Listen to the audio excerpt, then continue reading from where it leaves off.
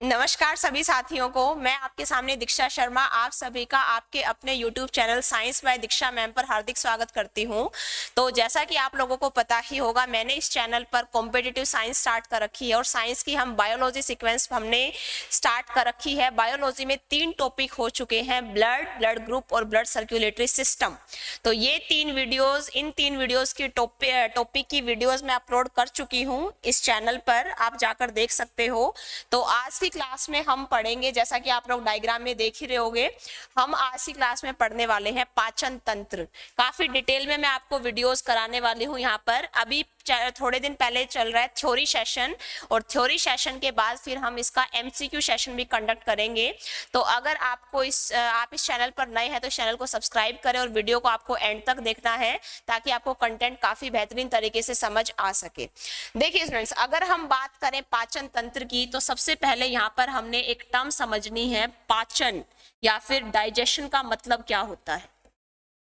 पाचन तंत्र या फिर डाइजेस्टिव सिस्टम की हम यदि बात करें तो सबसे पहले हम समझेंगे इसका मतलब क्या है। What do you mean by digestion? तो देखिए ध्यान से, डाइजेशन का मतलब होता है कि खाने के अंदर जो भी पोषक तत्व मौजूद हैं, आपको आइडिया होगा खाने के अंदर 3 टाइप के पोषक तत्व मौजूद होते हैं, कार्बोहाइड्रेट, प्रोटीन और वसा। खाने के अंदर 3 टाइप के पोषक तत्व मौजूद होते हैं। कौन कौन से? कार्बोहाइड्रेट, प्रोटीन तथा वसा। ये 3 टाइप के मेनली पोषक तत्व मौजूद होते हैं। इनकी यदि आप बात करोगे तो ये काफी ऊर्जा के बड़े मॉलिक्यूल्स हैं, बड़े अणु हैं। इनको हमारा शरीर सीधा डाइजेस्ट नहीं कर सकता, सीधा नहीं पचा सकता। इनको हमें छोटे छोटे टुकड़ों में विभक्त करना होता है, और इन ऊर्जा के बड़े अणुओं को छोटे टुकड़ों में तोड़ना ही क्या कहलाता है? पाचन कहलाता है, डाइजेशन कहलाता है। और इस पाचन क्रिया में हमें जो जो अंग मदद करेंगे वो बेसिकली हो जाएगा पाचन तंत्र का भाग। तो यहाँ पर आपको डिफरेंट अंग दिखा रखे हैं, जैसे मुख, ग्रसनी, उसके बाद जीभ, आमाशय, लीवर। ये सारे पार्ट्स मैं आपको 1 बाय 1 एक्सप्लेन करने वाली हूँ। काफी डिटेल में मैं आपको यहाँ से क्वेश्चंस कराऊंगी। ये वीडियो देखने के बाद आपका पाचन तंत्र से एक भी क्वेश्चन नहीं छूटेगा। तो आपको प्रॉपर तरीके से नोट्स बनाने हैं, वीडियो को ध्यान से देखना है और समझना है। देखिए स्टूडेंट्स, एक बार इन पर जाने से पहले, डाइजेस्टिव सिस्टम पर जाने से पहले मैं थोड़ा सा डिस्कशन कर लेती हूँ, क्योंकि वो चीजें अपने इस चैप्टर में यूज होंगी। देखिए ध्यान से, अगर हम बात करें पाचन तंत्र की तो पाचन तंत्र में मैंने आपको पाचन का मतलब समझा दिया। अब उसके लिए थोड़ा सा हमें एक बार ये समझना है ग्रंथियों के बारे में। ग्रंथियां समझना एक बार, जिसे हम कहते हैं इंग्लिश में ग्लैंड्स। ग्रंथियां या फिर ग्लैंड्स हम जिन्हें बोलते हैं। तो देखिए स्टूडेंट्स ध्यान से, ग्रंथियां क्या होती हैं। ग्रंथियां जो है अपने शरीर में 3 टाइप की ग्रंथियां होती हैं। एक तो होती है बाह्य स्रावी ग्रंथि, बाह्य स्रावी ग्रंथि जिसे आप कहते हो एक्सोक्राइन ग्लैंड। बाह्य स्रावी ग्रंथि को हम बोलते हैं एक्सोक्राइन ग्लैंड।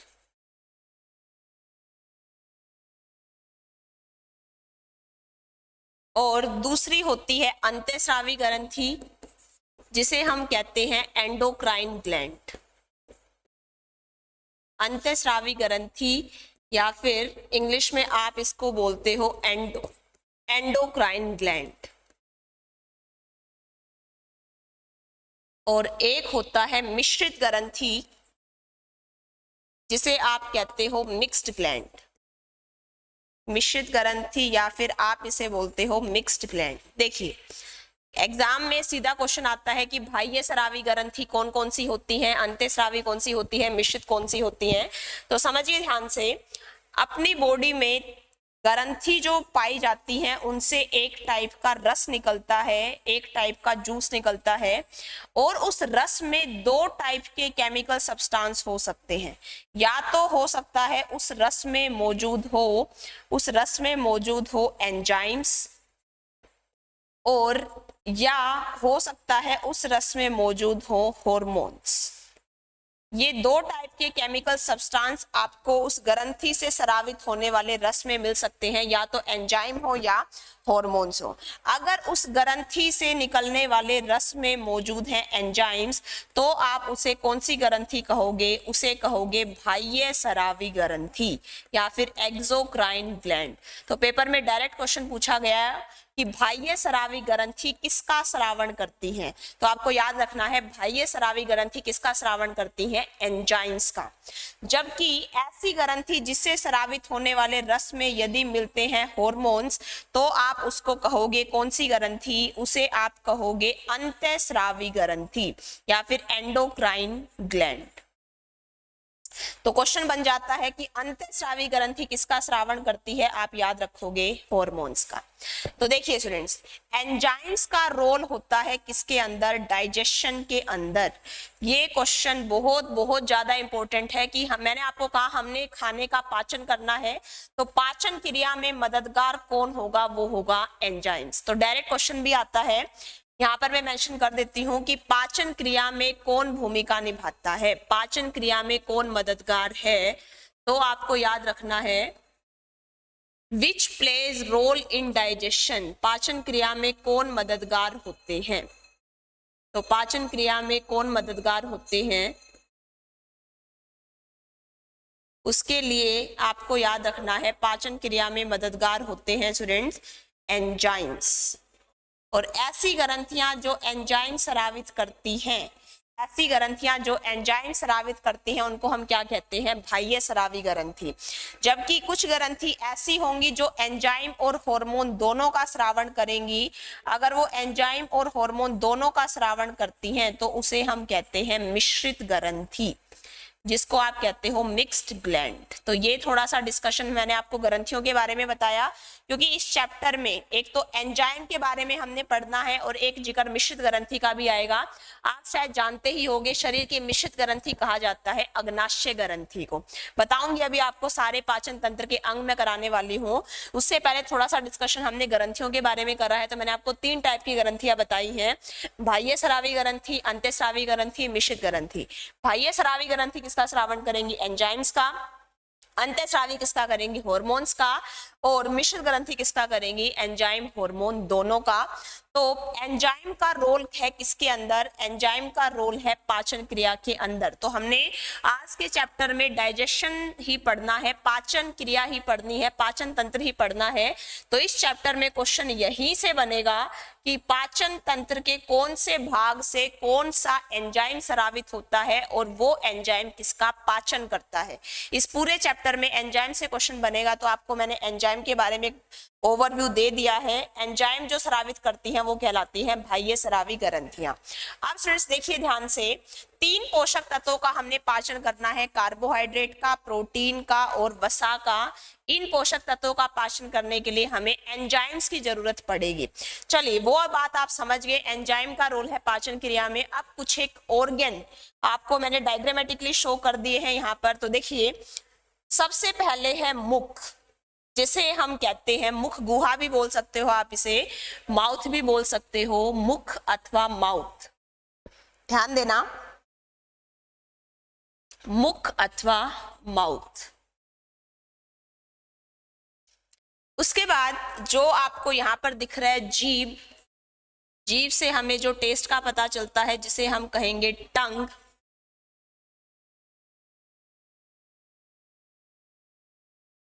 उसके बाद यहां पर आपको नजर आ रहा होगा गरसनी।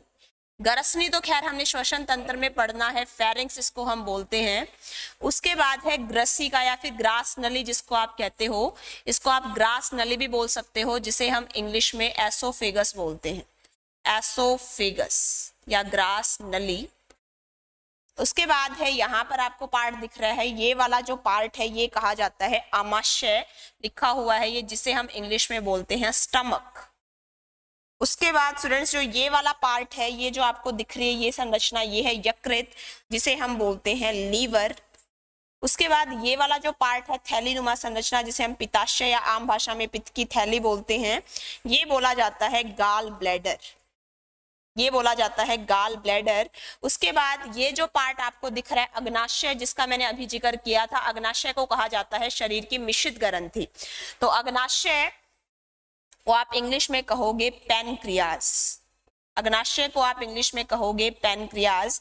उसके बाद अग्नाशय के बाद पार्ट आता है छोटी आंत। ये जो आपको अंदर वाली स्ट्रक्चर दिखाई दे रही है ये ऑरेंज कलर में, ये है छोटी आंत, जिसे हम कहते हैं स्मॉल इंटेस्टाइन, छोटी आंत या स्मॉल इंटेस्टाइन। उसके बाद जो आपको ये बाहर से ये ब्राउन कलर में ये जो मोटी मोटी शेप में दिखाई दे रही है, इसको हम कहते हैं बड़ी आंत, जिसे हम इंग्लिश में बोलते हैं लार्ज इंटेस्टाइन, लार्ज इंटेस्टाइन। छोटी आंत है ये ऑरेंज कलर में जो आपको ये पतली सी दिखाई दे रही है, और ये जो आउटर ब्राउन कलर में है ये है बड़ी आंत। उसके बाद है रेक्टम।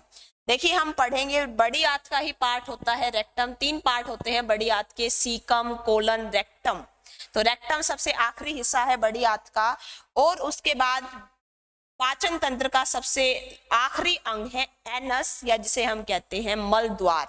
एनस को आप मल द्वार कह सकते हो या फिर आप इसको गुदा भी बोल सकते हो। तो देखिए ये सारे हैं पाचन तंत्र के अंग जो कि पूरे पाचन तंत्र को फॉर्म करेंगे। सबसे पहले आपको याद रखना है मुख गुहा, या जिसे हम कहते हैं बक्कल कैविटी, माउथ बोल सकते हो। उसके बाद ग्रास नली, उसके बाद आमाशय, फिर लीवर, फिर अग्नाशय, फिर छोटी आंत, फिर बड़ी आंत, और फिर सबसे आखिरी में गुदा। तो फ्रेंड्स क्वेश्चन पूछा जाता है इस मुख गुहा से लेकर यहाँ तक पूरी एक फूड पाइप होती है, एक एलिमेंट्री कैनाल होती है, आहार नाल होती है। पेपर में आहार नाल की लंबाई पूछी जाती है। तो आहार नाल की लंबाई यदि आपसे पूछी जाए तो आहार नाल की लंबाई आप कितनी बताओगे? सबसे पहले तो आहार नाल होती कहां से कहां तक है? वो होती है मुख गुहा से गुदा तक, मुख गुहा से गुदा तक होती है आहार नाल। मुख गुहा को आप कहोगे बक्कल कैविटी और गुदा को आप कहोगे एनस। आहार नाल की लंबाई यदि आपसे पूछी जाए तो वो आप बताओगे, ये टेट के एग्जाम में एक बार पूछा भी गया था। तो आहार नाल की लंबाई आपको याद रखनी है 9 मीटर।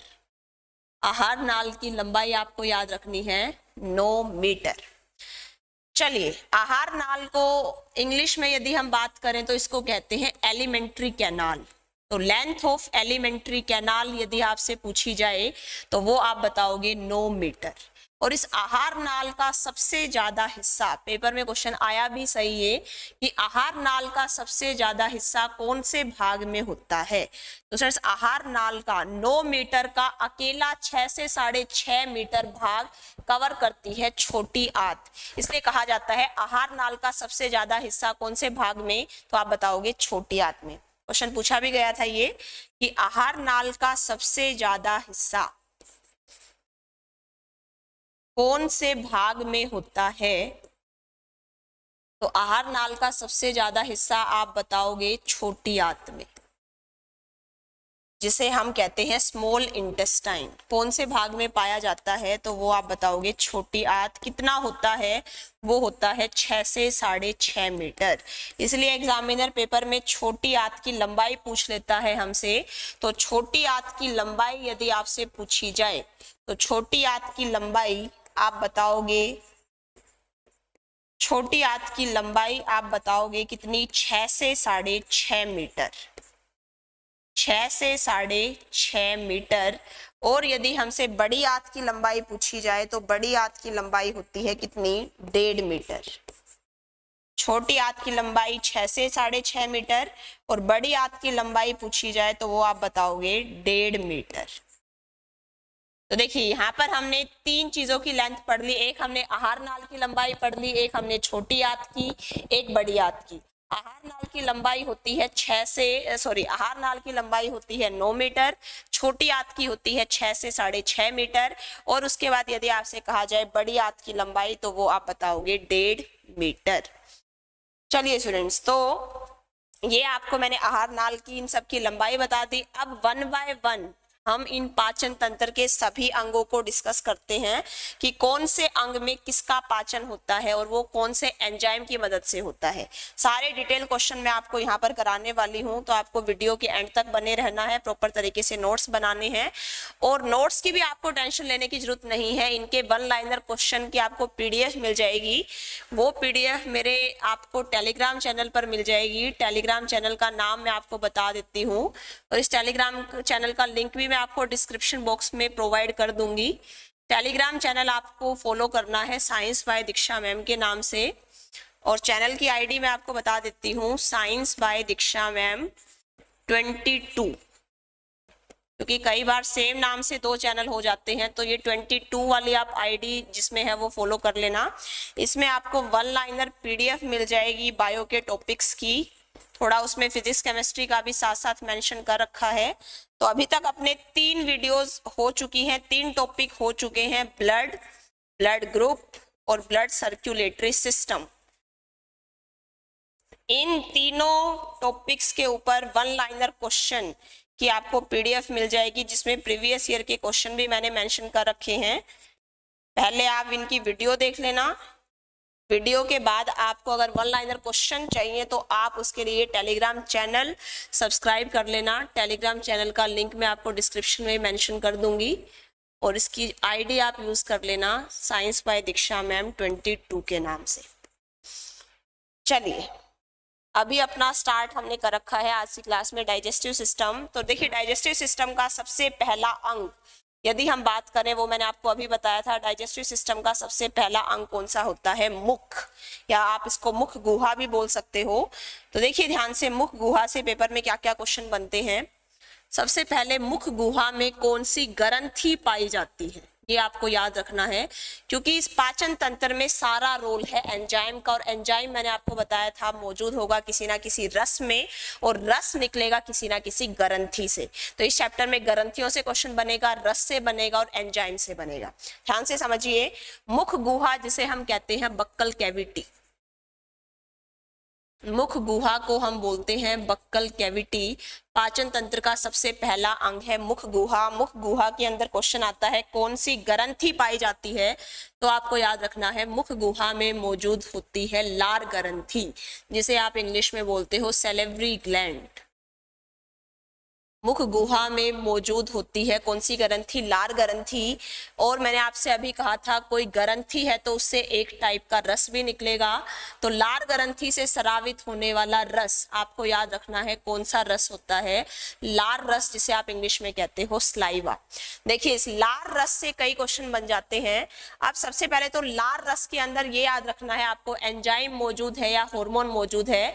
तो लार रस के अंदर मौजूद है एंजाइम, इसका मतलब लार ग्रंथि एक कैसी ग्रंथि है? लार ग्रंथि एक बाह्य स्रावी ग्रंथि है। याद रखना है आपको, लार ग्रंथि कैसी ग्रंथि है? ये एक बाह्य स्रावी ग्रंथि है, क्योंकि मैंने अभी आपको कहा था बाह्य स्रावी ग्रंथि किसका स्रावण करती है? तो बाह्य स्रावी ग्रंथि एंजाइम का स्रावण करती है। लार रस में आपको याद रखना है 2 टाइप के एंजाइम मौजूद होते हैं। लार रस में 2 टाइप के एंजाइम मौजूद होते हैं। कौन कौन से? एक तो लार रस में एंजाइम मौजूद होता है टाइलिन नाम का, बहुत बार आ चुका है, मार्क कर लेना है आपको। सीधा क्वेश्चन आता है टाइलिन एंजाइम कौन से रस में होता है? तो वो होता है लार रस में। और दूसरा एंजाइम आपको याद रखना है लाइसोजाइम, लाइसोजाइम एंजाइम। तो ये 2 एंजाइम मौजूद होते हैं। इनका मैं आपको काम बता देती हूँ। देखिए स्टूडेंट्स ध्यान से, अभी मैं आपको कह रही थी एंजाइम का काम है पाचन क्रिया में मदद करना। तो टाइलिन एंजाइम जो हम पढ़ रहे हैं इधर, टाइलिन एंजाइम से क्वेश्चन क्या आता है कि टाइलिन एंजाइम किसका पाचन करता है? तो टाइलिन एंजाइम पाचन करता है कार्बोहाइड्रेट का। 3 पोषक तत्वों का पाचन पढ़ना है हमने पाचन तंत्र में, कार्बोहाइड्रेट का, प्रोटीन का, वसा का। तो सबसे पहले कौन से पोषक तत्वों का पाचन शुरू होता है? याद रखोगे आप, वो होता है कार्बोहाइड्रेट का पाचन। कौन से एंजाइम की मदद से? याद रखोगे आप, टाइलिन एंजाइम की मदद से। और पूछे अगर आपसे टाइलिन एंजाइम कौन से रस में मौजूद होता है, तो टाइलिन एंजाइम मौजूद होता है लार रस में। और लार रस स्रावित होता है कहाँ से? मुख गुहा से। कैसे भी क्वेश्चन घुमा फिरा के एग्जामिनर आपसे पूछे तो आप बता सकते हो, बस आपका बेस अच्छा होना चाहिए, कॉन्सेप्ट क्लियर होना चाहिए। अब टाइलिन एंजाइम कार्बोहाइड्रेट का पाचन कैसे करता है, देखिए स्टूडेंट्स ध्यान से। टाइलिन एंजाइम क्या करता है, ये स्टार्च को बदल देता है किसमें, माल्टोज में। स्टार्च जो है एक टाइप की पॉलीसैकेराइड शर्करा होती है, जबकि माल्टोज उससे थोड़ी सी सिंपलर होती है, क्योंकि एंजाइम का काम है पाचन क्रिया को सरल बनाना। अल्टीमेटली कार्बोहाइड्रेट होते होते छोटे टुकड़े में टूट जाएगा। तो अभी उसका डाइजेशन स्टार्ट हुआ है। सबसे पहले मुख गुहा में कार्बोहाइड्रेट का पाचन हुआ, कौन से एंजाइम की मदद से, टाइलिन एंजाइम की मदद से। सीधा क्वेश्चन आता है, स्टार्च को माल्टोज में बदलने का कार्य कौन सा एंजाइम करता है, तो आपको याद रखना है टाइलिन एंजाइम करता है। जबकि ये जो लाइसोजाइम एंजाइम है, लाइसोजाइम एंजाइम की यदि आप बात करो तो इसका काम आपको याद रखना है, इसका काम है मुख गुहा के बैक्टीरिया को नष्ट करना। मुख गुहा के बैक्टीरिया को नष्ट करने का काम कौन सा एंजाइम करता है, तो स्टूडेंट्स वो करता है लाइसोजाइम एंजाइम। मुख गुहा के बैक्टीरिया को नष्ट करना ये काम है लाइसोजाइम का। तो देखिए लार रस से एक और क्वेश्चन आपसे पूछा जाता है कि लार रस की प्रवृत्ति कैसी होती है। तो लार रस की प्रवृत्ति यदि आपसे पूछी जाए तो वो चीज आप बता पाओगे यदि आपको इसका पीएच मान पता है। मैंने आपको ब्लड वाले चैप्टर में पीएच स्केल की नॉलेज दी थी, वहां पर यदि आपको आइडिया है तो आप बता सकते हो कि पीएच स्केल पर 0 से 14 तक वैल्यू होती है, एक पर अम्लीय, क्षारीय, उदासीन, ये सारी हमने बातें करी थी। तो लार रस का पीएच मान आपको याद रखना है, एग्जाम में ये भी क्वेश्चन आता है, तो 6.4। लार रस का पीएच मान कितना होता है, 6.4। अब अगर पीएच वैल्यू 7 से कम है, मैंने आपको बता रखा है 7 से कम है, तो उसका नेचर कैसा कहा जाएगा, एसिडिक या फिर अम्लीय प्रवृत्ति। तो लार रस से हमने यहाँ से 2 क्वेश्चन कर लिए। लार रस का पीएच मान कितना होता है, तो वो होता है 6.4। और लार रस की यदि आपसे प्रवृत्ति पूछी जाए तो वो कैसी होती है, अम्लीय प्रवृत्ति, याद रखना है आपको। चलिए स्टूडेंट्स, ये तो हमने मुख गुहा में मौजूद, मुख गुहा के अंदर जो लार ग्रंथि है और उससे स्रावित होने वाला जो लार रस है उसमें मौजूद 2 एंजाइम की हमने बात कर ली, टाइलिन और लाइसोजाइम। टाइलिन ने कर दिया कार्बोहाइड्रेट का पाचन, उसने स्टार्च को माल्टोज में बदल दिया, जबकि लाइसोजाइम ने क्या किया, मुख गुहा के बैक्टीरिया को नष्ट किया। उसके बाद मुख गुहा में हमें पता है दांत भी मौजूद हैं, मुख गुहा के अंदर दांत भी मौजूद हैं, और दांत जो है वो कैसे हमें मदद करेंगे, तो दांत जो है वो खाने को छोटे छोटे टुकड़ों में तोड़ने का कार्य करते हैं, ये बात सबको पता ही होगी। तो दांतों से भी कई टाइप के क्वेश्चन बनते हैं, सुनना ध्यान से क्या क्या। सबसे पहले तो क्वेश्चन बनता है दांतों का अध्ययन क्या कहलाता है, आ जाता है कई बार ये क्वेश्चन पेपर में, दांतों का अध्ययन क्या कहलाता है। तो दांतों का अध्ययन यदि आपसे पूछा जाए तो स्टूडेंट्स वो कहलाता है ओडेंटोलॉजी। दांतों का अध्ययन क्या कहलाता है, वो आप याद रखोगे, ओडेंटोलॉजी। डेंटोलॉजी या कई बार ओडेंटोलॉजी आप इसको बोल सकते हो। तो दांतों का अध्ययन यदि आपसे पूछा जाए तो वो आप बताओगे ओडेंटोलॉजी।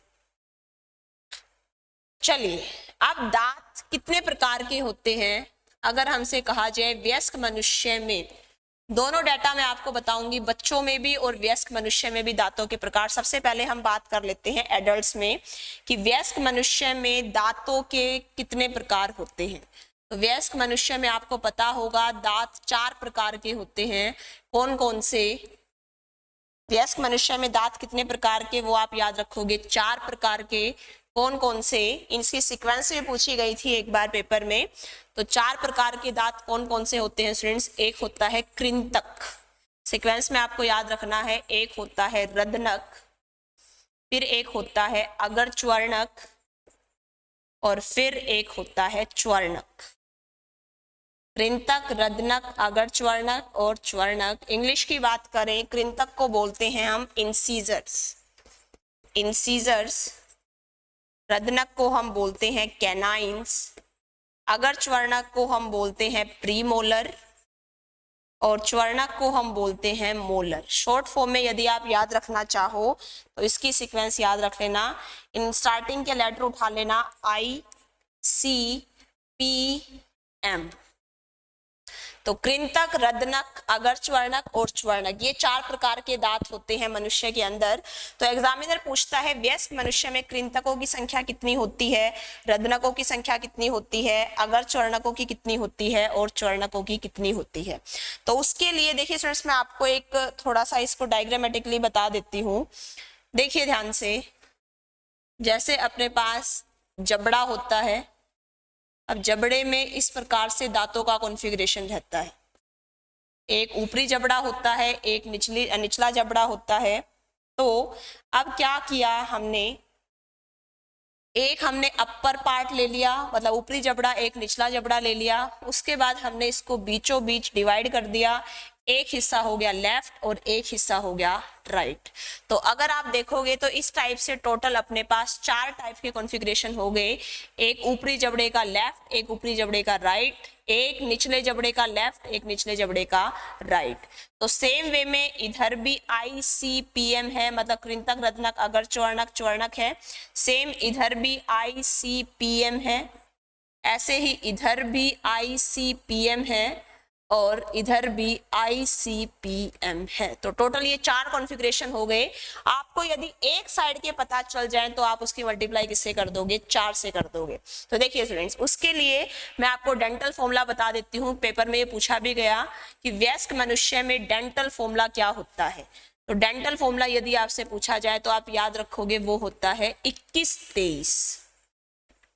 21-23, इस बात का मतलब क्या है कि एक साइड आई कितने हैं, एक साइड इंसिजर कितने हैं, 2, एक साइड कैनाइन कितने हैं, एक साइड प्रीमोलर 2, एक साइड मोलर कितने, 3। तो अगर आपसे टोटल आई पूछे जाएं, कुल कृंतक पूछे जाएं, तो कुल कृंतक के लिए देखिए ये जो 21-23 नंबर है, 21-23 इधर भी है, 21-23 इधर भी है, 21-23 इधर भी है और सेम इधर भी है। तो देखिए 21-23 की मल्टीप्लाई आप टोटल की मल्टीप्लाई किससे कर देना, इस नंबर की मल्टीप्लाई आप कर देना 4 से। हर एक नंबर को 4 से मल्टीप्लाई करना, तो कुल कृंतक कितने आ जाएंगे, 8। 2 कृंतक इधर, 2 इधर, 2 इधर, 2 इधर, तो 2 चौके हो जाएगा 8। कुल कृंतक कितने, अगर आपसे पूछा जाए कुल कृंतक कितने, तो वो आप बताओगे 2 गुणा 4 8। ऐसे ही अगर आपसे कहा जाए कुल रदनक, तो रदनक जो कि हमने कैनाइन बोला है और कैनाइन के आगे आ रहा है 1, मतलब एक साइड कैनाइन 1 है, तो एक इधर, एक इधर, एक इधर, एक इधर, तो ये भी टोटल आपके पास 1 गुणा 4 कितने हो जाएंगे, ये हो जाएंगे आपके पास, ये आपके पास कितने हो जाएंगे स्टूडेंट्स, ये हो जाएंगे 4। देखिए कुल रदनक अगर आपसे पूछे तो कुल रदनक आपको याद रखना है कितने हो जाएंगे, 4।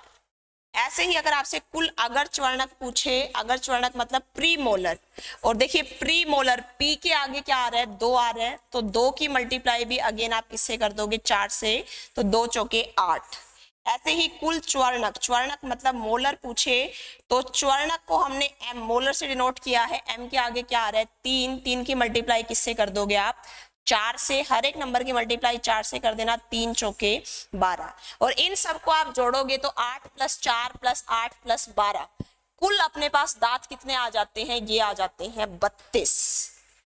तो वयस्क मनुष्य में कुल दांत आपने सबने पढ़ा ही होगा 32, तो वो कैसे, 8 + 4 + 8 + 12, 8 और 4 12, 12 8 20, 20 और 12 32। तो वयस्क मनुष्य में कुल दांत कितने हैं, 32। मैंने आपको अलग से बता दिए, कुल रदनक, कुल कृंतक, कुल अगरच्वर्णक और कुल च्वर्णक। ये तो है वयस्क मनुष्य के अंदर डेंटल फॉर्मूला। एडल्ट्स में डेंटल फॉर्मूला है ये। और यदि आपसे कहा जाए बच्चों में डेंटल फॉर्मूला क्या होगा, तो फ्रेंड्स आप बच्चों में डेंटल फॉर्मूला यदि आपसे पूछा जाए तो वो आप देखोगे ध्यान से, बच्चों में डेंटल फॉर्मूला कितना होगा, दांतों का सूत्र क्या होगा। तो बच्चों में दांतों का सूत्र यदि आपसे पूछा जाए, जैसे वहां पर हमने 21-23 करा था, ICPM 21-23 एडल्ट्स में, यहां आप याद रखोगे ICPM 2102, ICPM 2102। अब जीरो का मतलब क्या है, यहां पर बच्चों के अंदर किस प्रकार के दांत नहीं है? बच्चों के अंदर अगरच्वर्णक प्रकार के दांत नहीं है। कृंतक, रदनक, अगरच्वर्णक और च्वर्णक। क्वेश्चन आता भी है बच्चों में किस प्रकार के दांत अनुपस्थित होते हैं? तो बच्चों में किस प्रकार के दांत अनुपस्थित होते हैं? आप बताओगे अगरच्वर्णक प्रकार के। और यदि आप इस नंबर की मल्टीप्लाई, कुल दांत देखो बच्चों में कितने, तो देखिए स्टूडेंट्स, बच्चों में आपको पता ही होगा दांत 2 बार उगते हैं। तो एक होते हैं उनके अंदर टेम्परेरी टीथ, एक होते हैं परमानेंट टीथ। तो इस नंबर की मल्टीप्लाई कर देना आप 4 से, तो कितने आ जाएंगे? 4 दूनी 8 प्लस 4 एकम 4, 4 गुना 0 0 प्लस 4 दूनी 8, ये नंबर आ जाता है अपने पास। 8 और 4 12, 12 और 8 20। और इन्हीं 20 दांतों को हम कहते हैं अस्थायी दांत, जो कि दूध के दांत भी कहे जाते हैं। तो अगर आपसे अस्थायी दांतों की संख्या पूछी जाए या दूध के दांतों की संख्या पूछी जाए तो वो आप बताओगे कितनी? टोटल 20। और अस्थायी दांतों में या दूध के दांतों में किस प्रकार के दांत नहीं होते? वो अगरच्वर्णक। और दूध के दांतों का फॉर्मूला क्या है? 2102, जबकि एडल्ट्स में क्या था? 2123। तो फ्रेंड्स, ये बात थी मुख गुहा के अंदर मौजूद दांतों की। बाकी जो जीभ वगैरह की बात है, और भी जो पाचन तंत्र का जो अलग अलग हिस्सा है वहां पर कैसे क्या पाचन होता है, ये मैं आपको कराऊंगी नेक्स्ट क्लास में। तो आपको सबसे पहले तो अगर आपको ये वीडियो पसंद आई है तो आपको इस वीडियो को लाइक कर लेना है, और अगर आप इस चैनल पर नए हैं तो चैनल को सब्सक्राइब कर लेना है। और प्लस एक और इन्फॉर्मेशन आपके लिए, मैं अगले 3 से 4 दिनों में बायो की एमसीक्यू मैराथन कंडक्ट करूंगी, जिसमें 3 टॉपिक होंगे अपने, ब्लड ग्रुप और ब्लड सर्कुलेटरी सिस्टम। तो आपने अगर वो तीनों वीडियोस पहले तो नहीं देखी है वो देख लेना आप। इससे पहले वाली वीडियो वही उसी टॉपिक पर बनी हुई है, ताकि आप वहां पर अच्छे से पार्टिसिपेट कर सको, बढ़िया तरीके से टेस्ट को अटेम्प्ट कर पाओ। और बाकी जो पाचन तंत्र का आज का जो टॉपिक है, ये मैं आपको इसकी पीडीएफ प्रोवाइड कर दूंगी टेलीग्राम चैनल पर। और blood group blood circulatory system के 1 लाइनर क्वेश्चन की पीडीएफ मैंने आपको इस टेलीग्राम चैनल पर दे दी है, तो आप इस चैनल को भी सब्सक्राइब करना न भूलें। तो friends, thank you for all for watching the video. मिलते हैं नेक्स्ट क्लास में। Till then take care, bye bye.